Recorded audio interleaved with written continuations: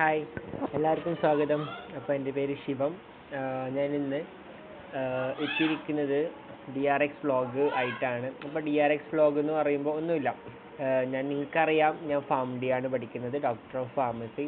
അപ്പോൾ doctor of pharmacy എന്ന് പറയുമ്പോൾ നമുക്ക് ഡോക്ടറേറ്റ് ലെവൽ PG ലെവൽ കോഴ്സാണ്. സോ അതിനെ പറ്റിയിട്ടും അതേപോലെ എൻ്റെ എക്സ്പീരിയൻസ് ഫസ്റ്റ് ഇയർ മുതൽ 6th ഇയർ വരെ എങ്ങനെയൊക്കെയായിരുന്നു എക്സ്പീരിയൻസ്, ഞാൻ എന്തൊക്കെ പഠിച്ചിട്ടുണ്ട്, എങ്ങനെയൊക്കെയാണ് ഞാൻ പഠിക്കുന്നത്, അങ്ങനത്തെ കുറച്ച് കാര്യങ്ങളായിട്ടാണ് ഞാൻ ഈ വീഡിയോസ് ചെയ്യുന്നത്. അപ്പോൾ എല്ലാവരും സപ്പോർട്ട് ചെയ്യാം, സബ്സ്ക്രൈബ് ചെയ്യാം, അതേപോലെ തന്നെ കമൻറ്റ് ചെയ്യാം. സോ നമുക്ക് എല്ലാവർക്കും അറിയാം, സെക്കൻഡ് സെക്ഷനിൽ എക്സാമാണ് വരുന്നത്. ഞാൻ പഠിക്കുന്ന കോളേജും എന്താണെന്നൊക്കെ ഞാൻ പിന്നീട് ഷെയർ ചെയ്യും ഒരു ദിവസം. ഇതുവരെ തന്നെ ബ്ലോഗ് ഉണ്ടാക്കും. അപ്പോൾ സെക്കൻഡ് സെക്ഷനിൽ എക്സാം വരുമ്പോൾ നമുക്ക് ഇൻഓർഗാനിക് കെമിസ്ട്രി പഠിക്കാനുണ്ട്.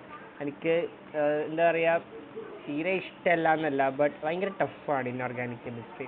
കുറേ എലമെൻറ്റ്സ് ഉണ്ടാകും, അതിൻ്റെ പ്രിപ്പറേഷൻസ്, അതിൻ്റെ എസ്സേ, അതിൻ്റെ യൂസേജ്, സ്റ്റോറേജ്, നമുക്കങ്ങനെ കുറേ പഠിക്കാനുണ്ട്, അതിൻ്റെ പ്രോപ്പർട്ടീസ്. സോ നമുക്ക് മെയിൻലി ഇപ്പോൾ ഒരു എലമെൻറ്റ് തന്നു കഴിഞ്ഞാൽ നമ്മൾ അതിൻ്റെ ഫസ്റ്റ് നോക്കുക അതിൻ്റെ പ്രിപ്പറേഷനാണ്. പിന്നെ അതിൻ്റെ എസ്സേ നോക്കും, അതിൻ്റെ കെമിക്കൽ നേച്ചർ എന്താണ്, അല്ലെങ്കിൽ അതിൻ്റെ ഫിസിക്കൽ നേച്ചർ എന്താണ്, അതാണ് നമ്മൾ മെയിനായിട്ട് നോക്കുക. പിന്നെ അതിൻ്റെ സ്റ്റോറേജ്, പിന്നെ അതിൻ്റെ എസ്സേ എഴുതും. അതേപോലെ തന്നെ അതിൻ്റെ എന്താണ് മെഡിക്കൽ യൂസസ്, അതൊക്കെയാണ് നമ്മൾ മെയിനായിട്ട് എഴുതാം. അപ്പോൾ ഇതിനാണ് നമുക്ക് മെയിൻലി 5 മാർക്ക് മുതൽ 10 മാർക്ക് വരെ ചോദിക്കാവുന്ന ക്വസ്റ്റ്യൻസ്. അപ്പോൾ നമുക്ക് സെക്കൻഡ് സെക്ഷനിൽ ഇൻഓർഗാനിക് കെമിസ്ട്രീൻ്റെ കാര്യം പറയുകയാണെങ്കിൽ നമുക്ക് 6 ചാപ്റ്റേഴ്സാണ് മെയിനായിട്ട് ഇപ്പം തൽക്കാലം പറഞ്ഞിരിക്കുന്ന മിസ്സ്. അപ്പോൾ നമുക്ക് ഗ്രാവിമെട്രി അനാലിസിസ് ഉണ്ട്, ആസിഡ് ബേസ് ടൈട്രേഷൻ ഉണ്ട്, അതിൽ തന്നെ നമുക്ക് indicators, types of indicators, acid base indicators, weak acid, weak base indicator, നമുക്ക് കുറേ ഇൻഡിക്കേറ്റേഴ്സ് നമുക്ക് പഠിക്കാനുണ്ട്. പിന്നെ അതിൻ്റെ ക്ലാസിഫിക്കേഷൻസ് നമുക്ക് പഠിക്കാനുണ്ട്. പിന്നെ മെഡിക്കൽ ഗ്യാസസ് വളരെ ഇമ്പോർട്ടൻ്റ് ആണ്. അതിൽ തന്നെ ഓക്സിജന്, കാർബൺ ഡൈ ഓക്സൈഡ്, പിന്നെ നൈട്രോക്സൈഡ്സ്, നമുക്ക് കുറേ ഉണ്ട്. പിന്നെ major, intra and extra electrolyte ഏതൊക്കെയാണ്, മീൻസ് നമ്മളെ ബോഡി തന്നെ പറയുകയാണെങ്കിൽ ഇലക്ട്രോലൈറ്റ് ബാലൻസ് വേണമല്ലേ. നമ്മളെ ഡോക്ടേഴ്സിനൊക്കെ പറയുന്നത് കേൾക്കാം, ഇലക്ട്രോലൈറ്റിൻ്റെ കുറവുണ്ട് എന്ന് വെച്ച് കഴിഞ്ഞാൽ നമ്മുടെ ശരീരത്തിൽ ചിലപ്പം സോഡിയം കുറഞ്ഞു പോകാം, അതും പ്രശ്നമാണ്. പിന്നെ ചിലപ്പോൾ നമുക്ക് ഗ്ലൂക്കോസ് ലെവൽ കുറഞ്ഞു പോകാം, ചിലപ്പോൾ കൂടിപ്പോവാം, അപ്പോൾ അതും പ്രശ്നമാണ്. പൊട്ടാഷ്യം കൂടിയാൽ കുറയാൽ, അപ്പോൾ നമ്മുടെ ബോഡിയിൽ ഏതെങ്കിലും ഒരു എലമെൻറ്റ് കൂടിയാലോ കുറഞ്ഞാലോ അത് പ്രശ്നം തന്നെയാണ്. ഇപ്പോൾ നമ്മൾ ഓൾറെഡി ഞാൻ നഴ്സിംഗ് പീരീഡിൽ പഠിച്ചിട്ടുണ്ട്, മീൻസ് അതിൻ്റെ ഈ പറയുന്ന ഡിസീസ് കണ്ടീഷൻ. ഇപ്പം നമുക്ക് സോഡിയം കുറഞ്ഞു കഴിഞ്ഞാൽ അത് ഹൈപ്പോനെട്രീമിയ എന്നാണ് പറയുക, സോഡിയത്തിൻ്റെ നെട്രീമിയ.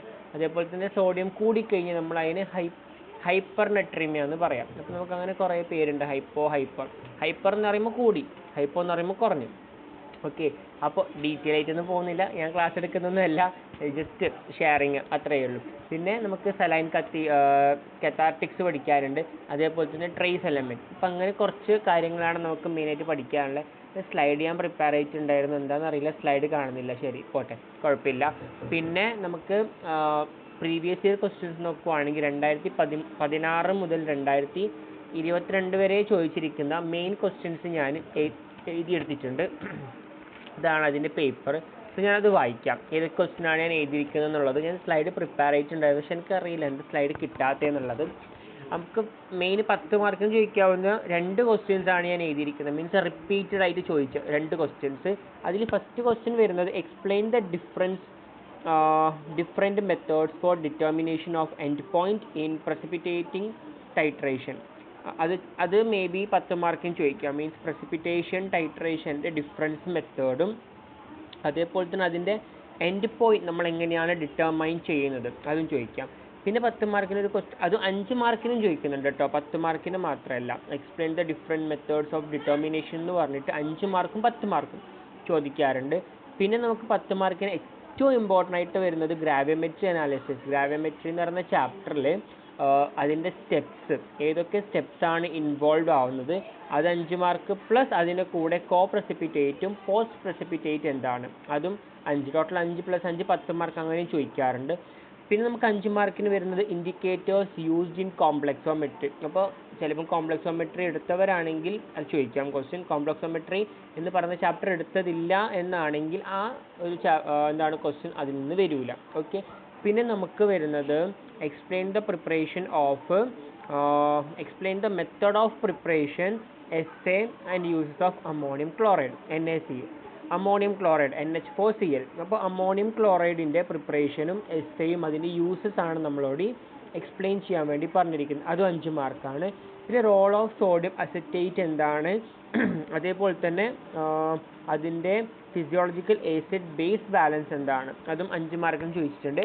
അപ്പോൾ സോഡിയം അസറ്റേറ്റ് നിങ്ങൾക്ക് എല്ലാവർക്കും അറിയായിരിക്കും. സോഡിയം അസറ്റേറ്റ് എന്ന് പറയുമ്പോൾ CH3CONA.3H2O ആണ് അതിൻ്റെ മോളിക്കുലർ ഫോർമുല വരുന്നത്.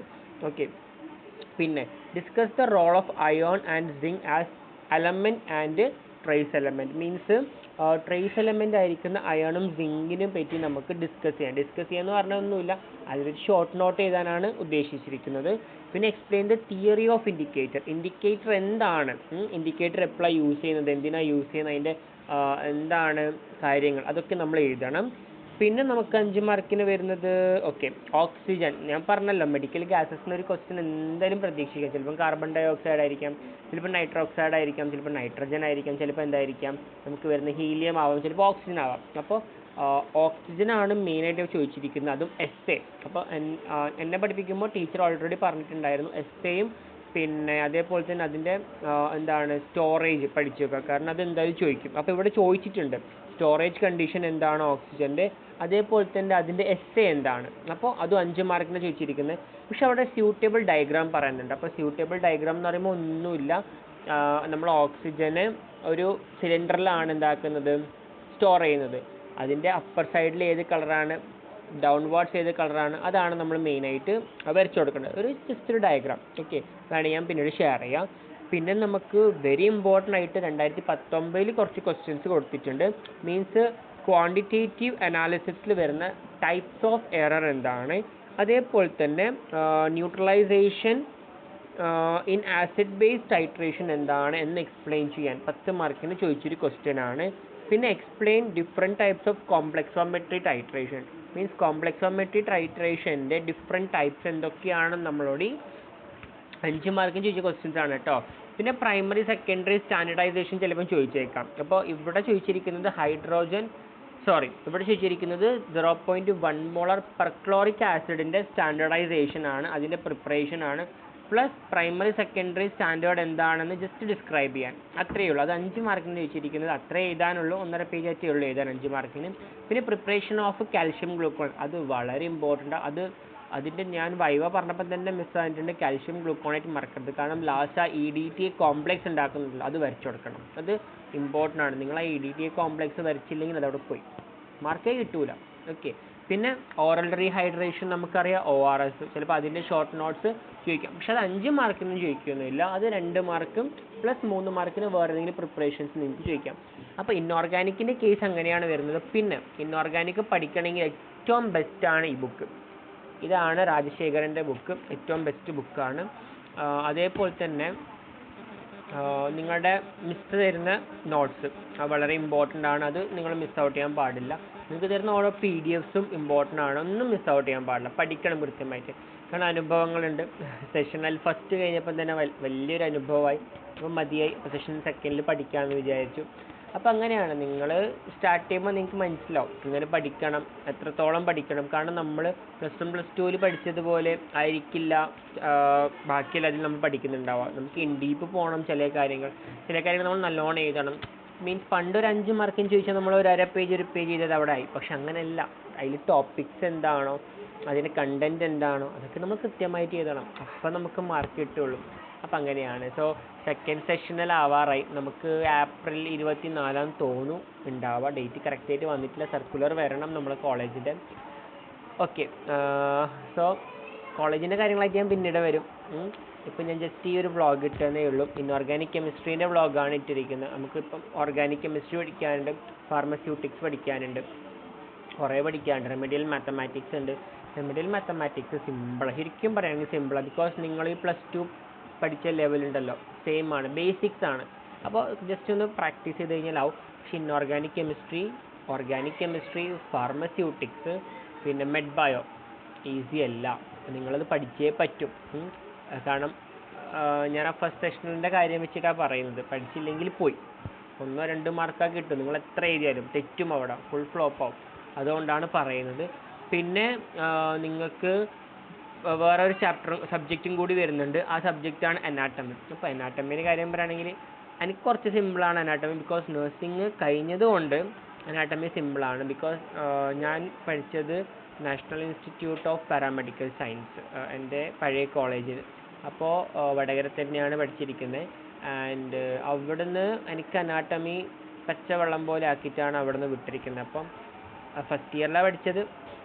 ഇവിടെ 2.5 ഇയർ ആയിരുന്നു പ്ലസ് ഇൻറ്റേൺഷിപ്പ്. സോ അനാട്ടമിയിൽ എനിക്ക് അത്ര വലിയ ബുദ്ധിമുട്ടൊന്നും ഇതുവരെയായിട്ട് ഞാൻ ഫേസ് ചെയ്തിട്ടില്ല. ഞാൻ പഠിച്ചില്ലെങ്കിലും പാസ്സാവാനുള്ള കപ്പാസിറ്റി എനിക്ക്, അല്ലെങ്കിൽ ടെൻഡൻസി എനിക്കുണ്ട്. ബിക്കോസ് ഞാൻ പഠിച്ചിട്ട് വന്നതുകൊണ്ട് ഓക്കെ, ജസ്റ്റ് വായിച്ചു പോയാൽ മതി. തീരെ പഠിക്കണ്ട എന്നല്ല പറയുന്നത്, ജസ്റ്റ് ഒന്ന് വായിച്ചു നോക്കിയാൽ മതി. ഒരു 15, 18, 20 മാർക്കിനോളം കിട്ടും. പക്ഷെ എന്തായാലും ഫുള്ള് നിങ്ങൾ പ്രതീക്ഷിക്കേണ്ട, ഫുൾ മാർക്ക് കിട്ടിയേരയില്ല മിസ്സുമാർ. അത് വേറെ കാര്യം. നിങ്ങൾ എത്ര നല്ലോണം എഴുതി കഴിഞ്ഞാൽ ഫുൾ മാർക്ക് കിട്ടണമെന്നില്ല. എന്തായാലും 2-3 മാർക്ക് എന്തായാലും അത് പോവും. എല്ലാ മിസ്സുമാർ ഒരേപോലെ ആയിരിക്കണം എന്നൊന്നുമില്ല. അതിപ്പോൾ ഓരോരോ ആൾക്കാരെ അനുസരിച്ചിട്ടായിരിക്കും. ഓക്കെ, സോ അങ്ങനെയാണ് കാര്യങ്ങൾ. So best of luck. എൻ്റെ കൂടെ ഇരുന്ന് കുറേ പേരുണ്ട്. ഇപ്പം ഞാൻ പഠിക്കുന്ന കോളേജ് മാത്രമല്ല, പല കോളേജസിലും സെഷണൽ എക്സാം നടക്കുന്നുണ്ടാവും. So all the best for you all. പിന്നെ നിങ്ങൾക്ക് സംശയം ഉണ്ടാവില്ല ഞാൻ എന്തുകൊണ്ട് ഫാം ഡിയിലേക്ക് വന്നു, ഫാം ഡി എന്താണ്, എങ്ങനെയാണ്, ഇതൊക്കെ സെഷണൽ എക്സാംസിന് വീഡിയോ കഴിഞ്ഞതിന് ശേഷം ഞാനൊരു വീഡിയോ ഇടും. ഒരു ലോങ് ആയിട്ടുള്ള വീഡിയോ. അതിലെന്താണ്, എങ്ങനെയാണ്, എന്തുകൊണ്ടാണ്, എല്ലാ ആൻസേഴ്സും ഞാൻ അതിലേക്ക് പറഞ്ഞുതരും. Okay, so by.